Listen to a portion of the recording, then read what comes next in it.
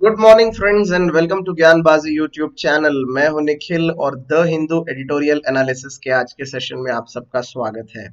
दोस्तों, आज दिन है 18 अगस्त और द हिंदू न्यूज़पेपर में आज एक शानदार आर्टिकल आया है एडिटोरियल कॉलम में, जो कि आज का टॉपिक है। आप अंडरलाइन में पढ़ सकते हैं, judicial remedies on the JNK Jammu and Kashmir net restrictions.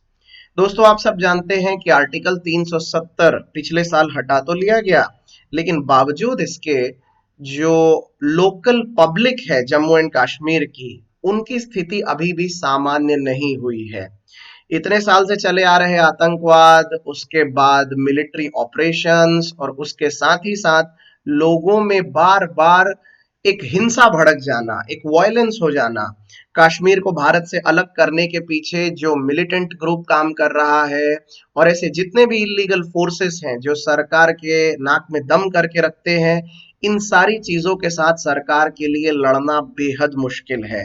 और इसके लिए गवर्नमेंट हर वो कोशिश करती है, हर वो रेस्ट्रिक्शंस लगाती है जिससे स्थिति को और बिगड़ने से रोका जा सके।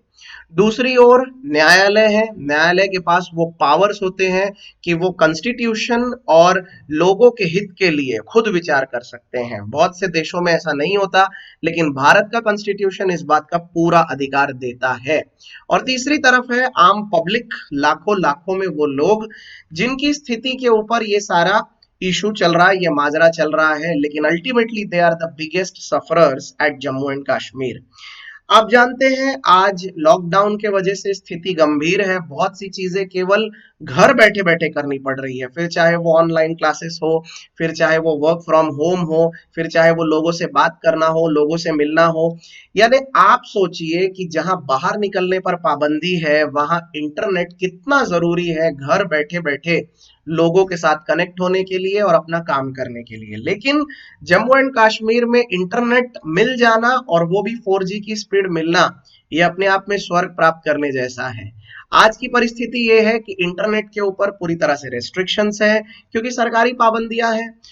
सुरक्षा के मुद्दे ऐसे हैं कि जिसको लेकर गवर्नमेंट कोई चांस नहीं लेना चाहती, और इसके वजह से कारोबार में नुकसान हो रहा है, कृषि में नुकसान हो रहा है, जम्मू एंड कश्मीर में सबसे ज्यादा चलने वाले ट्रैवल और टूरिज्म को नुकसान हो रहा है।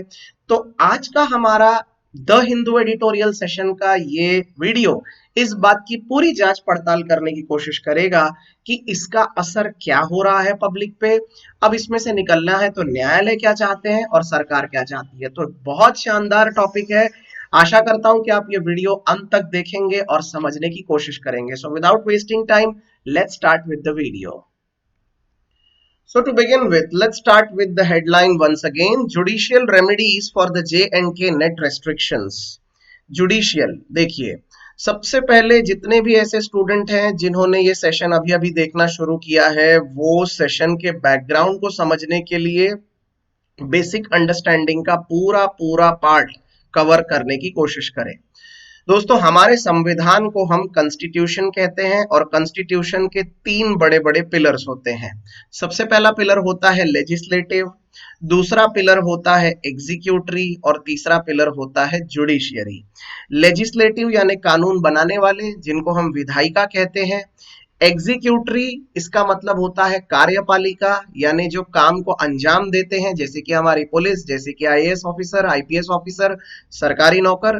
और तीसरे होते हैं जुडिशियरी, हमारे न्यायालय, राइट।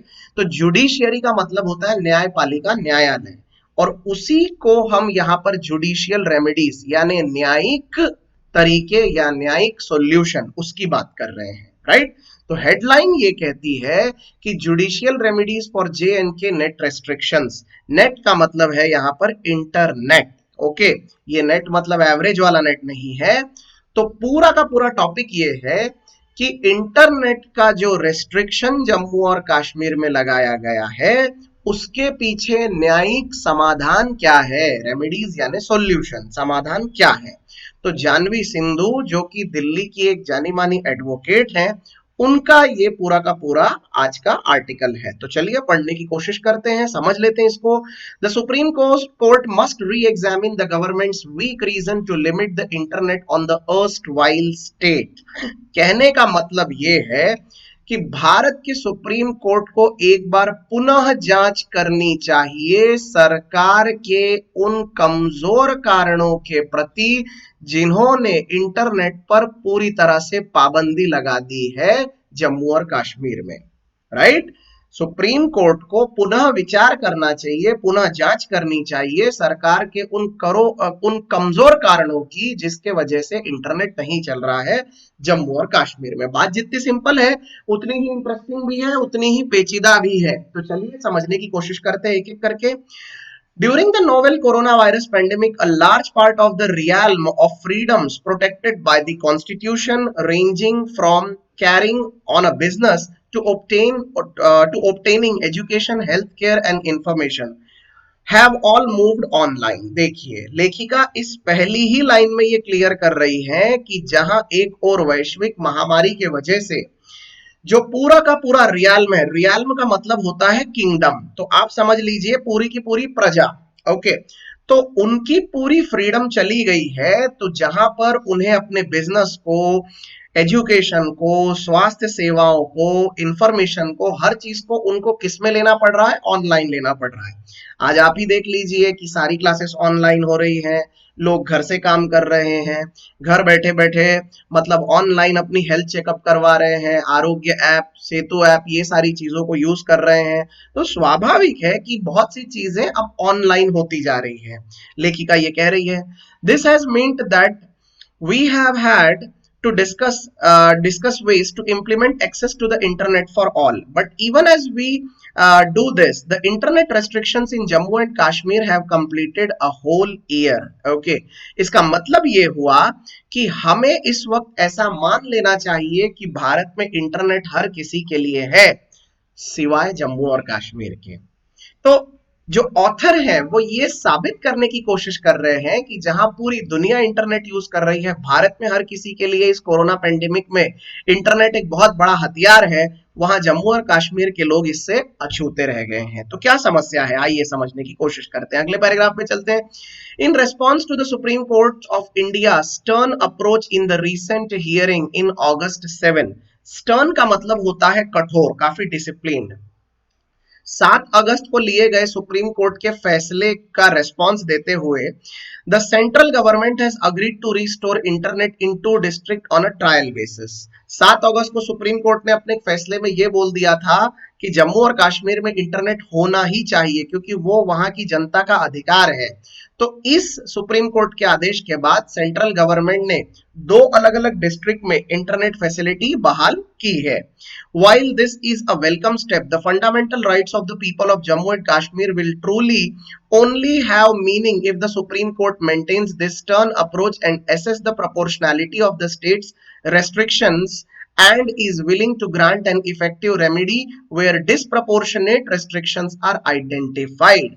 कहने का मतलब ये कि माना कि 2 राज्यों में, 2 डिस्ट्रिक्ट में जम्मू कश्मीर में इंटरनेट की बहाली हो गई, लेकिन इसको अगर हम वेलकम स्टेप मान भी लें, तब भी आने वाले दिन में बहुत से ऐसे और डिस्ट्रिक्ट है जहां पर सुप्रीम कोर्ट के इस आदेश का पूरा पालन करना चाहिए और सुप्रीम कोर्ट को स्वयं इस बात को मॉनिटर करना चाहिए कि हर जगह स्थिति सामान्य हो और वहां पर इंटरनेट जितने जल्दी हो सके उतने जल्दी बहाल हो जाए। बहाल वर्ड जो मैं यूज कर रहा हूं इसका मतलब होता है शुरू हो जाए। ओके, और सारी पाबंदियां हट जाए।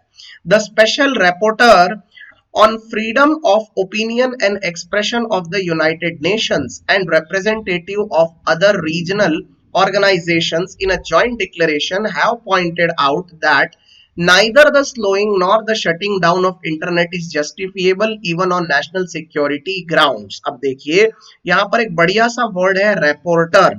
अब इसको आप सबसे पहले प्रोनाउंस करिए मेरे साथ और बार बार बोल के देखिएगा। एग्जाम में जब आप ऐसे शब्द यूज करते हो याद रखना बहुत इंप्रेशन पड़ता है। इंटरव्यू में, जीडी में, स्पेशल रिपोर्टर, रिपोर्टर का मतलब होता है एक ऐसा व्यक्ति जो कि रिपोर्ट करता है, एक ऐसा व्यक्ति जिसका काम होता है मतलब कोई रिपोर्ट फाइल करना, मतलब ऐसा समझ लीजिए आप कि किसी भी प्रकार की चीज, कोई प्रोसीडिंग को आगे बढ़ाने के लिए एक रिपोर्टर बंदा अपॉइंट किया जाता है। तो a special reporter on freedom of opinion and expression in the of the United States and representative of other regional organization in a joint declaration have pointed out that neither the slowing of net or shutting down of internet is justifiable even on national security grounds। तो एक reporter ने ये बोला है कि internet की speed कम कर देना या इंटरनेट को बंद कर देना ये कहीं से भी अलाउड नहीं है, अगर आप राष्ट्रीय सुरक्षा का हवाला देंगे तब भी नहीं। आपको याद है दोस्तों, ऐसे बहुत से इंसिडेंट्स तो मुझे याद है जहां पर नेशनल सिक्योरिटी के वजह से इंटरनेट को बंद कर दिया गया था। मुझे आज भी याद है 2018 की बात है, 1 जनवरी 2018 को भीमा कोरेगांव वाला इंसिडेंट हुआ था और उसके बाद महाराष्ट्र के अलग अलग राज्यों, अलग अलग एरियाज में, अलग अलग रीजन्स में, डिस्ट्रिक्ट में हिंसा भड़क गई थी और उस समय इंटरनेट को बंद कर दिया गया था। उसके बाद एक और इंसिडेंट ऐसा हुआ था जब अयोध्या राम मंदिर का फैसला आना था और उस समय भी इंटरनेट बंद कर दिया गया था। तो जब भी सरकार के सामने इस तरह की पेचीदा चीजें आ जाती है, सरकार इंटरनेट को बंद करने का निर्णय ले लेती है। तो यहाँ पर फ्रीडम ऑफ एक्सप्रेशन द्वारा ये बताया गया है कि ये अलाउड नहीं है, आप ऐसा नहीं कर सकते। Okay, this is because internet shutdowns और slowdowns are an inherently overbroad restriction for it adversely affect millions of innocent civilians owing to the action of a few। अब देखिए यहाँ पर दो वर्ड्स हैं, इनहेरेंटली ओवरब्रॉड। अब मैं इसका मतलब समझा देता हूं। इनहेरेंटली का मतलब होता है परमानेंट और ओवरब्रॉड का मतलब होता है जो एक सब्जेक्ट तक रेस्ट्रिक्टेड ना हो। Something which is not restricted to one subject उसको हम बोलेंगे ओवर ब्रॉड। एग्जाम्पल के लिए अगर मैं जम्मू और कश्मीर को एक मुद्दा मान लूं तो क्या वो केवल एक मुद्दा है? जम्मू और कश्मीर पाकिस्तान के लिए एक अलग मुद्दा है, भारत के लिए अलग मुद्दा है, वहां पर रहने वाले लोगों के लिए एक अलग मुद्दा है, आतंकवाद के हिसाब से एक अलग मुद्दा है, पानी के प्रॉब्लम को लेकर एक अलग मुद्दा है, इंडस्ट्रियल डेवलपमेंट ग्रोथ वहां नहीं हुई है उसको अगर ध्यान में रखे तो एक अलग मुद्दा है। तो स्वाभाविक सी बात है कि वो अपने आप में एक ओवर ब्रॉड सब्जेक्ट है। ओवर ब्रॉड का मतलब होता है जिसके बहुत सारे एंगल्स हों। तो कहने का मतलब ये है कि इंटरनेट को शट डाउन करना एक बहुत ही ओवर ब्रॉड सिचुएशन पैदा कर देता है जहां पर आप समस्या को केवल छोटा सा मानते हो जिसके लिए आपने इंटरनेट बंद कर दिया, लेकिन दूसरी तरफ वो लाखों नहीं करोड़ों करोड़ों लोगों के रोज के जीवन में बहुत फर्क डालता है, right? Indeed, the provision of 2G internet on mobile phones since March 2020 has failed to provide any meaningful respite to the people of Jammu and Kashmir। ऐसा बोला गया था कि कम से कम मार्च 2020 से 2G इंटरनेट चलने लगेगा मोबाइल फोन्स पे, लेकिन वो भी ठीक से नहीं हो पाया। मैं बात कर रहा हूं केवल जम्मू और कश्मीर की। It has become impossible for them to adopt to the pandemic by restoring as the rest of India has to online classes, working from home, teleconsults with the doctor and even video calls with family।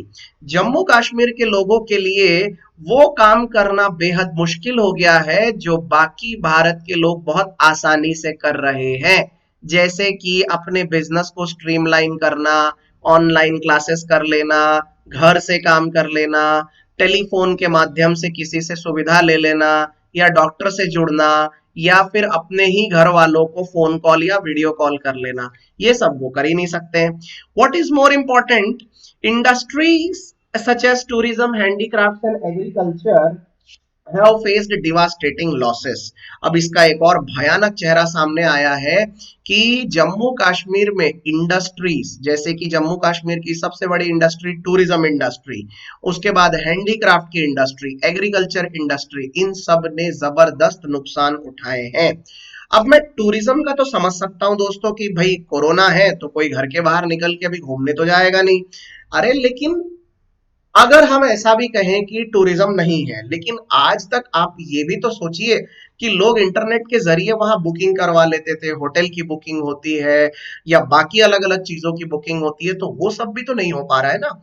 Handicrafts agriculture, ये सारे धंधे काफी नुकसान झेल रहे हैं। The president of the Kashmir chamber of commerce and industry has estimated the loss in the region economy this past year at rupees 40,000 crore. Moreover, experts have found shutdowns counterproductive and reducing violence. Right? हाँ,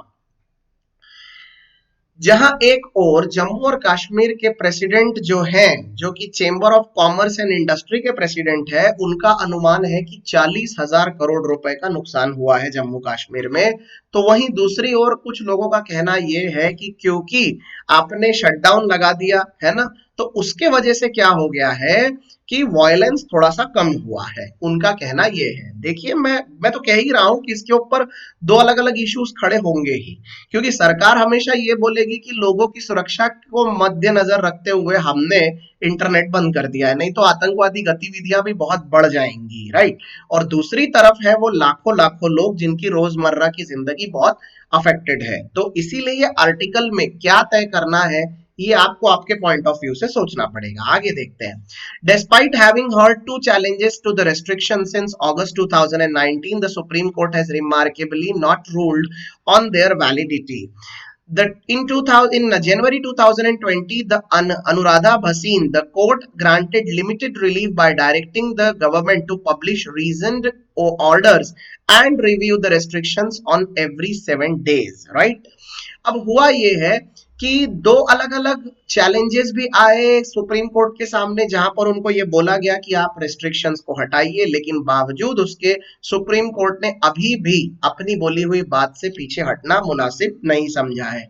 दूसरी बात, इन्होंने कोई एक case है अनुराधा भसीन का जो जनवरी 2020 में आया था, उस केस का हवाला देते हुए भी ये कहा है कि कोर्ट ने मतलब ये बोला था कि इंटरनेट के रेस्ट्रिक्शंस के ऊपर जरा लिमिटेशन लाया जाए, यानी उसको कम किया जाए हर 7-7 दिन के बाद।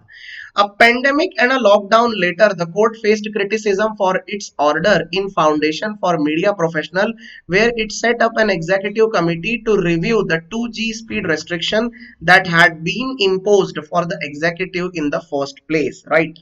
लॉकडाउन हट जाने के बाद कोर्ट ने एक फैसला इस बात पर भी सुनाया था और एक ऑर्डर ये भी जारी किया था इन फाउंडेशन ऑफ मीडिया प्रोफेशनल्स, जहां पर कोर्ट ने ये बोला था कि 2G की स्पीड का रेस्ट्रिक्शन जो है, स्पीड काफी कम आ रही है, उसके ऊपर भी एक कमेटी बिठाई जाए और जरा चेक किया जाए कि आखिर मामला क्या है। तो ये सब चीजें चल रही है, लेकिन अभी भी परिस्थिति उतनी सामान्य नहीं है। Right of judicial review. अब जुडिशियल रिव्यू के अधिकार क्या क्या है, देखिए। Two arguments have been advanced to justify the court's differential approach. Differential का मतलब होता है different, no. Differential का मतलब होता है दोस्तों showing respect, किसी को सम्मान देना, right? तो two arguments have been advanced to justify the court's differential approach. Court की बात को सम्मान देने के लिए, बट बोथ आर अनसस्टेनेबल, लेकिन दोनों ही चीजें अनसस्टेनेबल है। अनसस्टेनेबल का मतलब होता है जो ज्यादा समय तक टिकी ना रहे, जिनको टिकाकर ना रखा जा सके।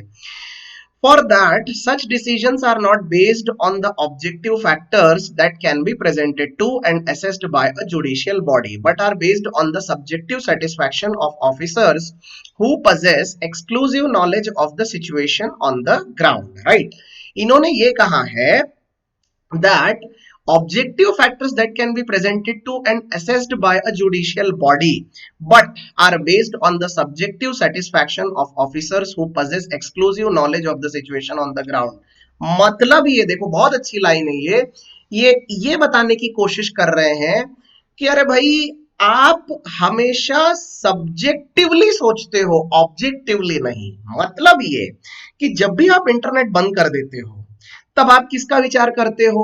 उन चंद लोगों का, उन दंगाखोरों का, उन पत्थरबाजों का, या फिर उन आतंकवादियों का जिन्होंने पूरे एरिया में गड़बड़ी फैलाई। लेकिन आप उनके बारे में नहीं सोचते जो इतनी बड़ी मास पब्लिक है, जिनके बहुत से धंधों का में उनका नुकसान हो जाएगा, दुकानें बंद हो जाएंगी, टूरिज्म बंद हो जाएगा, और भी बहुत सारे नुकसान है। तो हर बार कुछ लोगों के वजह से बहुत सारे लोगों को नुकसान उठाना पड़ता है। तो हमें ऑब्जेक्टिवली सोचना है, सब्जेक्टिवली नहीं। ये इस बात की तरफ इशारा करता है। आगे देखिए ये क्या बोल रहा है। This notion of subject satisfaction can be traced back to English public law where parliament could grant the executive the power to exercise subject satisfaction in certain cases, right? इस बात को समझने के लिए हमें अंग्रेजों का कानून देखना पड़ेगा जो लंदन में या फिर यूरोप की कंट्रीज में फॉलो किया जाता है, जहां पर पार्लियामेंट सीधे सीधे पावर देता है एग्जीक्यूटरी को। एग्जीक्यूटरी मतलब कौन? पुलिस वाले। उनको पावर देता है कि जहां पर समस्या है उसको वहां जाकर उतने एरिया में ही हल करो, उसके वजह से बाकी जगह की चीजों को डिस्टर्ब मत करो। अब आप एक पल के लिए सोचिए कि जैसे मान लीजिए अयोध्या का फैसला आने वाला है। अब ये मैटर कहाँ का है? हम कहेंगे कि अयोध्या का है, उत्तर प्रदेश का है, लेकिन पूरे भारत में आपने इसका असर फैला के रखा है, नेट बंद कर दिया है, तो कहीं और हो रहा है और उसका इफेक्ट कहीं और हो रहा है। ये बोलने की बात है इसमें।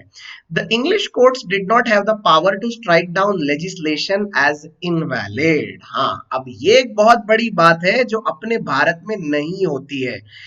होता ये है कि अंग्रेजों के यहाँ या फिर हम कह लें कि ब्रिटेन में, इंग्लैंड में कोर्ट को ये परमिशन नहीं होती या कोर्ट के पास ये पावर नहीं है कि वो पार्लियामेंट की किसी भी बात के आगे जाकर नियमों को खारिज कर दे। लेकिन अपने यहाँ भारत में ऐसा है दोस्तों। अपने यहाँ भारत में कोर्ट को अगर कोई बात सही नहीं लगी, स्पेशली सुप्रीम कोर्ट को, तो ऑब्वियसली वो कानून भी बदल सकती है। मुझे आज भी याद है सन 1997 दिल्ली में प्रदूषण का स्तर बहुत ज्यादा बढ़ रहा था। सरकारें सो रही थी, सरकारों को तो अपने ही लेवल पे काम करना था, पोल्यूशन के बारे में कोई सोच ही नहीं रहा था। सुप्रीम कोर्ट का सीधा सीधा ऑर्डर आया कि दिल्ली में पब्लिक ट्रांसपोर्टेशन अब डीजल और पेट्रोल पे नहीं चलेगा, और उस दिन से लेकर फिर दिल्ली में सारी गाड़ियां पब्लिक ट्रांसपोर्ट की वो सारी की सारी इलेक्ट्रिक पे या फिर अपनी गैस सिस्टम पे चलने लग गई, राइट। तो ये जो चीजें हैं ये सुप्रीम कोर्ट खुद से कर सकता है। सुप्रीम कोर्ट स्टे ऑर्डर ला सकता है भारत में। सुप्रीम कोर्ट को कोई कानून नहीं पसंद आ रहा होगा तो वो खुद से दखल अंदाजी कर सकता है, राइट। लेकिन बाकी जगह पर ऐसा नहीं होता। The framers of our constitution consciously moved away from this legal tradition while entrenching judicial reviews as fundamental right under Article 32। देखिए ये भी बात बहुत अच्छी लिखी हुई है कि हमारे यहाँ संविधान लिखने वालों ने इस बात का पूरा पूरा ध्यान रखा कि जुडिशियरी यानी न्याय व्यवस्था के पास वो पावर होने चाहिए कि वो फंडामेंटल राइट्स को यानी लोगों के अधिकारों को वो पूरी तरह से प्रोटेक्ट करे। और उसके लिए अगर सरकारें अपना काम ढंग से नहीं कर रही होंगी तो स्वयं सुप्रीम कोर्ट अपना काम अच्छे से कर सकता है, सुप्रीम कोर्ट दखल अंदाजी दे सकता है। और ये करने के लिए सुप्रीम कोर्ट को पावर कहां से मिला है? Under article 32। ये आपको किसी दिन 1 मार्क के जीके क्वेश्चन में पूछ लिया जाएगा, तो ये आप याद रखिए। तो आपको यहां तक का पूरा मैटर समझ में आया कि नहीं दोस्तों? आई होप आपको ये पूरा विषय और उस पर चलने वाली अभी तक की बहस क्लियर हो गई होगी। अब मैं सीधा ये द फोर्थ स्टेप टेस्ट वाला जो पार्ट है ये कवर करता हूं, सो दैट आपको इसका जो बेसिक मसला है वो भी समझ में आ जाएगा। देखिए, the court in Anuradha Bhasin recognized the proportionality test as the framework for such assessment. Under this, the government must provide a 4-step justification. Anuradha Bhasin वाला जो केस इस साल जनवरी 2020 में हुआ था, उस केस को मद्देनजर रखते हुए या उसको एक असेसमेंट का बेस बनाते हुए सरकार को काम करना चाहिए। The government must provide a 4-step justification. It has to show that restrictions are in pursuance of legitimate aim. In this case, national security, that they are suitable, एक सेकेंड ऊपर देखते हैं, हाँ, suitable to achieving that aim, that there exist no less restrictive alternatives that would limit the right to a lesser extent. देखिए, यदि किसी सरकार को, अब मेरी बात एकदम ध्यान से सुनना, यदि किसी सरकार को इंटरनेट बंद करना भी है तो उनके पास एक बहुत ज्यादा वैलिड वजह चाहिए कि वो इंटरनेट क्यों बंद कर रहे हैं। दूसरी बात, अगर वो इंटरनेट बंद कर रहे हैं तो क्या उससे वो समस्या ठीक हो जाएगी? और उनके इंटरनेट बंद कर देने से परिस्थिति सामान्य होने के साथ साथ जल्दी ही काबू में आ जाएगी? ये सब बातों को ठीक से कंफर्म करना चाहिए और तभी ये करना चाहिए। कहने का मतलब ये है, राइट। आगे देखिए, and finally that the adverse impact of the restrictions are proportionate to their benefit. मतलब ये कि जो इंटरनेट बंद करने के वजह से जो नुकसान होगा, वो नुकसान मतलब जो दंगाखोरियों की वजह से हमने जो इंटरनेट बंद किया है, तो ऑब्वियसली वो नुकसान और इधर होने वाला फायदा, ये दोनों बातें जस्टिफिएबल है, यानी फायदा ज्यादा होना चाहिए, नुकसान कम, ये कहने का मतलब है, राइट। आप एक पल के लिए सोचिए कि एक सिचुएशन दे रहा हूं मैं ताकि आप इस बात को समझ सके जो मैं कह रहा हूं। मान लेते हैं कि किसी एरिया में दंगे फसाद हो गए और इस घटना में, दंगों में एक 8 या 10 लोग मारे गए और करीबन करीबन 50 लोग घायल हो गए, राइट। आपने इंटरनेट बंद कर दिया, और आपने इंटरनेट कितने लोगों का बंद किया? एक जन समूह का बंद किया जहां पर पॉपुलेशन है 25 लाख, इतने लोगों का इंटरनेट मान लीजिए आपने बंद कर दिया। अब हुआ ये है कि उस दिन मतलब कुछ स्टूडेंट्स की परीक्षा रही होगी, या किसी के ऑनलाइन इंटरव्यू होंगे, या फिर किसी को अस्पताल पहुंचाना है, या फिर मान लीजिए मतलब इंटरनेट के थ्रू बहुत सारी मेडिकल फैसिलिटीज है जो कि लोग यूज करते हैं, राइट। और हुआ ये कि इस तरह की चीजों के वजह से एक दिन में करीबन करीबन 25 से 30 करोड़ रुपए का बिजनेस लॉस हो गया। करीबन करीबन 15-20 लोगों की जान चली गई जो कि ऑनलाइन अपना इलाज करा रहे थे, और ऐसे बहुत सारे लोग अपने जॉब से हाथ धो बैठे जिनका इंटरव्यू था। तो आप बताइए कि ये दोनों मामलों में ज्यादा नुकसान किस तरफ हुआ है? ये जाने बचाई जा सकती थी इंटरनेट चालू रखकर भी, और ये जाने बचाई जा सकती थी सिर्फ उस सिचुएशन को वहीं के वहीं कंट्रोल करके भी। कहने का मतलब ये है, समझ में आ रहा है आपको? आगे देखिए। इन foundation for media professionals, the government of J&K own affidavit revealed that terrorist incidents have continued despite their restrictions, right? जो ये वाला केस था मीडिया प्रोफेशनल्स वाला, उसमें सरकार ने इस बात को माना, मतलब एक एफिडेविट के थ्रू इस बात को माना कि रेस्ट्रिक्शन लगाने के बावजूद भी जो जो मतलब गड़बड़ियां हो रही है, जो डिस्टर्बिंग चीजें सामने आ रही है, वो तो वैसी की वैसी ही है। But the government failed to explain why less restrictive alternative such as permitting the use of 4G on verified postpaid sims, blocking and intercepting specific numbers, websites or applications, issuing takedown orders of content that incite violence, and limiting restrictions to particular areas for shorter duration could not be applied। देखिए, अब ये line बहुत ज्यादा काम की है। मुझे ऐसा लगता है कि इस एक लाइन से आपको ये पूरा का पूरा आर्टिकल ढंग से समझ में आ जाएगा। इस एक पैराग्राफ में ये दिया हुआ है कि अरे भाई, सरकार को अगर उचित कदम उठाने ही हैं, तो सरकार ऐसा क्यों नहीं करती जिसमें वो बार बार फेल हो रही है। किसमें फेल हो रही है? वो बोल रहे हैं कि अरे भाई, आप रेस्ट्रिक्शंस अगर लाते हो तो आप एक काम करो कि 4G पे रेस्ट्रिक्शन लाओ ताकि 3G 2G चालू रहे। उसके बाद आप ब्लॉक कर दो, इंटरसेप्टर लगा दो कुछ ऐसे मोबाइल नंबरों पे या कुछ ऐसे एरियाज में जहां पर दंगे भड़क रहे, केवल उतने ही लोगों का बंद कर दो, राइट। या कुछ लोगों के इंटरनेट और उनके मोबाइल फोन बंद कर दो, या फिर आप वेबसाइट्स बंद कर दो, कुछ एप्स जो डाउनलोड करके लोग दंगा भड़का सकते हैं वो बंद कर दो, या फिर आप ऐसा करिए कि आप एक कंटेंट वाइज मैसेजेस बनाकर दे दीजिए कि यदि किसी ने इस तरह के मैसेजेस दूसरों को फॉरवर्ड किए, यदि किसी ने इस विषय के ऊपर कोई स्टेटस रखा, यदि किसी ने ये मैसेज दूसरों तक पहुंचा दिया, ऐसा कुछ किया, या इस मामले की सीरियसनेस को ना समझते हुए दूसरों तक ये जानकारी दे दी, तो केवल उतने लोगों के ऊपर पाबंदी लगाई जाए। जैसे देखिए, अयोध्या वाले मैटर का मैं एग्जांपल लूंगा। जिस दिन कोर्ट का रिजल्ट आने वाला था, मैंने कई सारे पुलिस वालों को पर्सनल वीडियोस के साथ ये बातें पब्लिक में समझाते हुए देखा कि वो बोलने की कोशिश कर रहे हैं कि आप अयोध्या वाले मसले में किसी को कोई भी मैसेज मत भेजिए। आप हिंदू हो, मुस्लिम हो, किसी भी जात किसी भी धर्म के हो, आप लोगों के को इसके ऊपर अपने विचार मत बताइए, आप सिर्फ शांत बैठिए, आप कुछ भी मत बोलिए, आप खुशी मत मनाइए, आप गम मत रखिए, आप कुछ मत रखिए, आप केवल कोर्ट के आदेश को सुनिए और कोर्ट के फैसले का सम्मान करिए, बस। तो स्वाभाविक सी बात है कि आप लोगों को केवल उन चीजों के लिए रोकिए जिसके वजह से हिंसा भड़क सकती है। आप लोगों को मतलब बेवजह के भड़काने वाले मैसेज फॉरवर्ड करने से, स्टेटस रखने से, इस तरह की चीजों को प्रमोट करने से रोक दीजिए।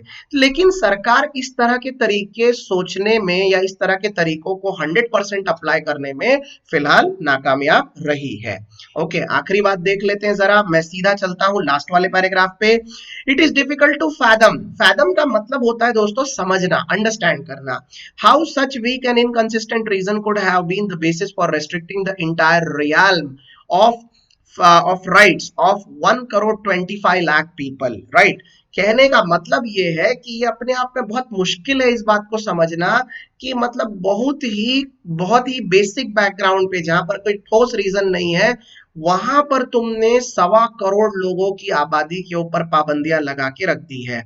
Indeed this restrictions have unconstitutional the day they were imposed. Okay, 1 year on, it is imperative that the court fulfill its constitutional duty by examining and going over any further reasons given by the state within the fine tooth comb. Okay, कहने का मतलब ये है कि आने वाले दिन में ये बहुत जरूरी है। इंपरेटिव का मतलब होता है वेरी इंपॉर्टेंट।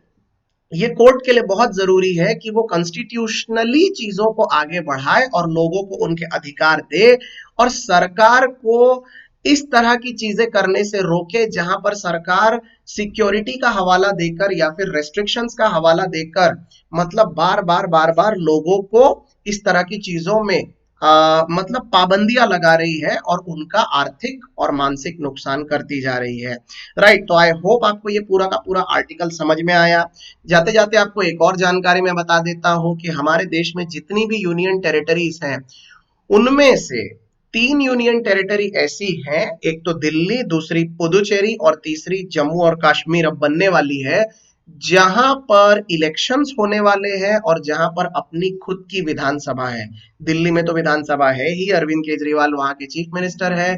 पुदुचेरी में भी अपनी विधानसभा है, उनके यहाँ भी चीफ मिनिस्टर है, गवर्नर है। और अब ऐसा ही एक और अगला यूनियन टेरिटरी बनने जा रहा है, जम्मू और कश्मीर, क्योंकि वहां पर इलेक्शंस ठीक से कंडक्ट नहीं हो पाए थे या उसकी शुरुआत ही नहीं हो पाई, इसीलिए जीसी मुर्मू साहब को वहां से हटाया गया और मेहता साहब को अभी लाया गया। तो ऐसा माना जा रहा है कि 1 साल के अंदर अंदर अब जम्मू कश्मीर में इलेक्शंस हो जाएंगे और जम्मू कश्मीर की अपनी एक लेजिस्लेटिव असेंबली होगी। यूनियन टेरिटरी के पास भी अपनी लेजिस्लेटिव असेंबली और अपना चीफ मिनिस्टर हो सकता है। यही जानकारी आप तक पहुंचानी थी। उम्मीद करता हूं कि आपको यह आर्टिकल समझ में आया, पसंद आया, और आपको जो बेसिक जानकारी इसके थ्रू मिल पाई अब वो क्लियर हो चुकी है। और अब ये आर्टिकल आप खुद से पढ़ने की कोशिश करेंगे तो आपको एक अच्छा कॉन्फिडेंस आएगा। वोकैबुलरी के वर्ड्स के साथ पूरी रीडिंग हमने इसमें कंप्लीट की है। आई होप कि आप रीडिंग में ऐसी ही स्पीड बनाए रखिए। आने वाले दिन में भी हर एक आर्टिकल को मैं इतने ही आसानी से आपके लिए डिकोड करके लाता जाऊंगा। ज्ञानबाजी पे द हिंदू के एडिटोरियल सेशंस का ऐसे ही मजा लेते रहिए और अपनी रीडिंग में कोई कमी मत आने दीजिए। ऑलराइट दोस्तों, तो ये था आज का आर्टिकल। और जाते जाते आप सब लोगों से एक अपील कि अगर आपको हमारा मटेरियल और हमारा काम पसंद आ रहा है तो आज ही टेलीग्राम चैनल ज्ञानबाजी से जुड़े, और जितने भी मटेरियल मैं आपको प्रोवाइड कर रहा हूं, मैं जनरल अवेयरनेस का मटेरियल दे रहा हूं, मैं इंग्लिश का मटेरियल प्रोवाइड कर रहा हूं, उसके साथ साथ बढ़िया vocabulary, GK one liner, banking awareness के क्वेश्चंस, और उसके साथ ही साथ corona meter, daily updates, newspapers की हेडलाइंस अलग से, उसके बाद स्टैटिक जीके का पार्ट, काफी कुछ हम प्रोवाइड कर रहे हैं ज्ञानबाजी पर। ये सारा का सारा मटेरियल डाउनलोड करिए, ये आपके लिए ही है, और ज्ञानबाजी टेलीग्राम चैनल को आज ही ज्वाइन करिए। अगर मेरे वीडियोस आपको कहीं ना कहीं समझने में आसानी पैदा करते हैं, टॉपिक के साथ बने रहने में मदद करते हैं, तो आज ही ज्ञानबाजी यूट्यूब चैनल को सब्सक्राइब करिए। बहुत जल्दी बहुत ही शानदार सीरीज में करंट अफेयर्स के ऊपर रिलीज करने वाला हूं, आपको जल्दी इसका अनाउंसमेंट मिलेगा। सो प्लीज हो सके तो ज्ञानबाजी यूट्यूब चैनल और ज्ञानबाजी टेलीग्राम चैनल के साथ बने रहिए। वैसे हम इंस्टाग्राम और फेसबुक पर भी अवेलेबल है, तो कोशिश करिए अगर आपको कुछ एक स्पेसिफिक कंटेंट वहां से मिल रहा है, कुछ नयापन आपको देखना है, तो वहां पर भी आप अपने सुझाव हमको दे सकते हैं। ज्ञानबाजी पर अंत तक बने रहने के लिए आपका बहुत बहुत धन्यवाद दोस्तों। अपना बहुत बहुत ख्याल रखिएगा। Thank you so much.